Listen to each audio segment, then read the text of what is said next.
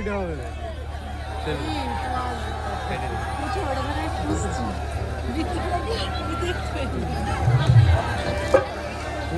तुझे देखा तो ये जाना सनम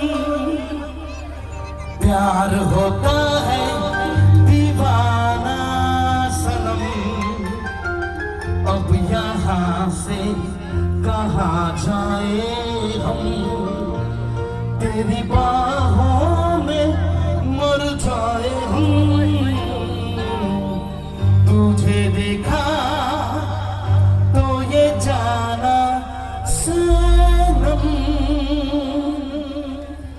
এইটা হতে চেয়েছিলাম আরে চুমু চুমু চুমু চুমু এইটা হতে চেয়েছিলাম তোমার বাড়ি যেরকম 100-150 কিলোমিটার দূরে কলকাতা থেকে বা 200 কিলোমিটার দূরে আমার বাড়িও কলকাতা থেকে 75 কিলোমিটার দূরে বসিরহাটের ঠিক বর্ডারের আগে তুমি ওখানে দাঁড়িয়ে যাও সবাই চলো পিছিয়ে 75 কিলোমিটার একদম বর্ডারের ধারে আমার বাড়ি বাদুড়িয়া থানার অন্তর্গত আরবেলিয়া গ্রাম সেইখান থেকে আমি তোমাদের মতো এরকম অনেক ফাংশন অনেক যাত্রা এরকম ভিড়ের মাঝখানে দেখেছি আমি 96 সালে কলকাতায় আমার বাবার হাত ধরে এসেছিলাম আমার দু চোখে বড় স্বপ্ন ছিল এই গ্রামের ছেলেটার তোমাদের যত উন্নত জায়গা তখন এত উন্নত আমার গ্রামও ছিল না কিন্তু আমার সব সময় বাংলাদেশ নয় এসআইআর মধ্যে পড়ি না তোকে যেতে হবে আমার না তুই যে স্কুলে পড়িস ওই স্কুলের পিছনে বেঞ্চিতে পড়ে এখানে এসেছি তাই জন্য ভাব কোথায় আমি কি জামা পড়ে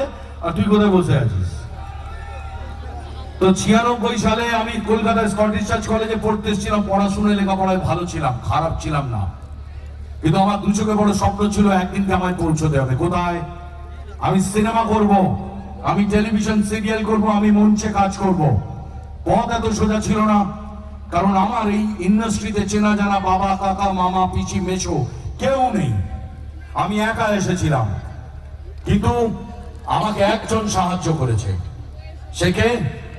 সে হচ্ছে উপরওয়ালা যার নাম ভগবান যার নাম আল্লাহ যার নাম জিসাস ক্রাইস্ট যার নাম ভাইগুরু যার নাম বুদ্ধা এই সব মানুষরা মিলে সাহায্য করেছে আমার সামনে এসে দেখা দিয়েছে আমি তো সেই মানুষ নই যে আমার সামনে সেই উপরওয়ালা এসে দেখা দেবে 1000 বছর চাইলেও কাউকে দেখা দেয় না তাহলে সে কিভাবে দেখা দিয়েছে আমার বাবা মার মাধ্যমে আমার বাবা মা হচ্ছে সাক্ষাৎ ভগবানেরই রূপ ঈশ্বরের রূপ তারা চেয়েছিল তার ছেলেটা এগিয়ে যাক আমার বাবা বহুদিনের পৃথিবী ছেড়ে চলে গিয়েছে আর একটা জিনিস আমরা প্রত্যেকেই তার দেখা পাই আমরা বুঝতে পারি না কিরকম দেখুন রাতের অন্ধকারে আপনি বহরমপুরে দাঁড়িয়ে আছেন ভয়ানক বৃষ্টি পড়ছে ঠান্ডায় নড়া যাচ্ছে না আপনি জানেন বাজ পড়ে আজকে মৃত্যু অবধারিত কিন্তু একটা ভাঙা লরি তার সামনে বসিয়ে আপনাকে বাড়ি পৌঁছে দিয়ে গেল বললো আমি যাবো হরিহর পাড়া ওই তো ওই আল্লাহ ওই টাইমিংটা আল্লাহ এবং ভগবান দিচ্ছে আমার রক্ত আমার বাড়ির লোক দিতে পারছে না দিচ্ছে কে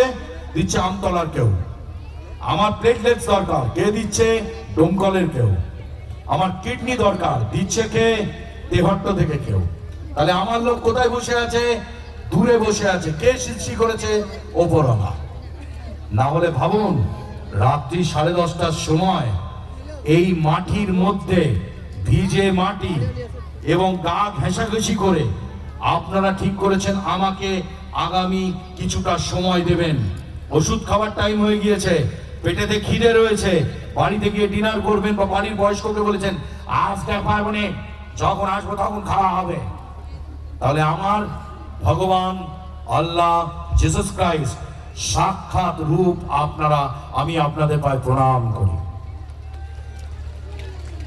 এই যে হাততালিটা দিলেন এটাই প্রথম হাততালি এটাই লাস্ট হাততালি আমার ফাংশন দেখতে গেলে এই এ বললে হাততালি বি বললে হাততালি সি বললে হাততালি দিতে হবে না শুধু একটা ছোট্ট অনুরোধ আছে রাখবে তোমরা আমার কাছে আছো আমি না মানুষকে খুব দাম দিই এই যে মাগুলো রয়েছে অত পিছনে বয়স্ক লোকেরা রয়েছে এমন কিছু চিৎকার করো না যাতে আমার মনোসংযোগটা নষ্ট হয়ে যায় কত কষ্ট করে দেখছো একটা ফাংশন দেখলে কম কষ্ট হয় কে আগে একটু আগে পাঁপড় ভাজা আর একটা পুলুরি খেয়ে এসছে যদি ছেড়ে দেয় না তাহলে বোঝা যাবে কি হচ্ছে তারপর আপনার যাই পাক না কেন আপনাকে চেপে চুপে ওখানেই বসে থাকতে হবে কেন উঠে গেলে জায়গা চলে যাবে তাহলে এত কষ্টের পর তবে একটা জিনিস দেখে আপনারা কিন্তু খুব খুশি হয়েছেন, কি বলুন তো?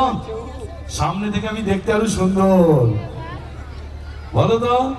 আমি তো নায়ক হতে এসেছিলাম, শুধু চুলটা একটু কমে গেছে। আমি নায়ক হতে এসেছিলাম, আর আমি নায়ক হবো না কেন? আমি উত্তম কুমারকে দেখে বড় হয়েছি, প্রসেনজিৎ চ্যাটার্জিকে দেখে বড় হয়েছি, চিরঞ্জিতকে দেখে, মিঠুন চক্রবর্তীকে দেখে, তাপস পাল তার মতো আমার গাল। কিন্তু নায়ক আমার হওয়া হলো না, কারণ এইটা আমার কমলো না। আর আমি খেতে খুব ভালোবাসি, খাওয়ার উপর কোনো জিনিস নেই। এই যাওয়ার সময় এখনই ভাবছি কৃষ্ণনগরে রাত্রিরে কি খাবো আজকে। যাওয়ার সময় মিষ্টি কিনে নিয়ে যাব, তারপরে তোমাদের এখানে ছানা পোড়া, সেটাও অসাধারণ। তো কিন্তু অনুষ্ঠান করতে গেলে কিছু একটা করতে হয়, তাই অনুষ্ঠান আমি একসময় ভেবেছিলাম গায়ক হব। কেন? কারণ বাংলা ফিল্ম ইন্ডাস্ট্রি যে আমাকে এতটা জায়গা দেবে, এত বছর ধরে রেখে দেবে একটা সাধারণ বাড়ির ছেলেকে, এ আমি স্বপ্নেও ভাবিনি। 25টা বছর কাটিয়ে দিলাম 2000 সালে। আমি 1 জুন 2000 সালেতে প্রথম শুটিং করেছিলাম, টাকা পেয়েছিলাম প্রফেশনাল অ্যাক্টিং। আর এই 2025-এর 1 জুন এই উপরওয়ালা আমাকে দুকুল ভরিয়ে দিয়েছে। আমার কোনো অভিযোগ নেই পৃথিবী সম্পর্কে এবং এই বেঁচে থাকা সম্পর্কে।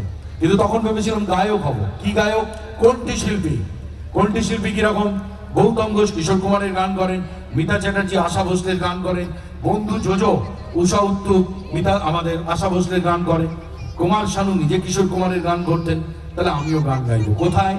হোটেলে, বারেতে, তারপরে স্টেজেতে, কিছু না হলে ট্রেনেতে। ট্রেনেতে অনেক লোক ওঠে না বক্স নিয়ে গান গাইতে, আমি তাই ভেবেছিলাম। কিন্তু আমাকে ভগবান অনেক দেখেছেন, ঈশ্বর আমাকে অনেক দেখেছেন। গান দিয়ে অনুষ্ঠান শুরু করব, তাদের উদ্দেশ্যে প্রথম গান গাইবো যারা আজকে অনুষ্ঠানে আসার জন্য বলেছিলেন যে চলো না, বিশ্বনাথ আসছে, শ্রাবন্তী আসছে, আরো সব শিল্পীরা রয়েছে, তারা আসছে। কেউ কেউ বলেছে ওই মোটার মরণে আর কি দেখবো, ওই তো সারাক্ষণ টিভিতে ঘুরে বেড়াচ্ছে আর এই বেলুনের মতো উড়ে বেড়াচ্ছে, ওই আর দেখার কি আছে। তাদের জন্য প্রথম গান। ভালো লাগলে হাততালি দিতে হবে না, আর খারাপ লাগলে মারধর করবেন না। কালকে সকালবেলায় আমার কাজ আছে, কারণ হরিহর পাড়ার নামে তো খুব একটা ভালো রিপোর্ট নেই, খুব ভয়ে আছি।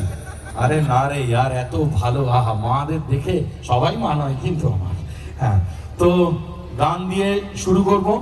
আর বাড়িতে ফিরে যেতে হবে, দুটো ছেলে আছে, একটা 10 বছর, একটা 15 বছর, ওদের একমাত্র বাবা আমি।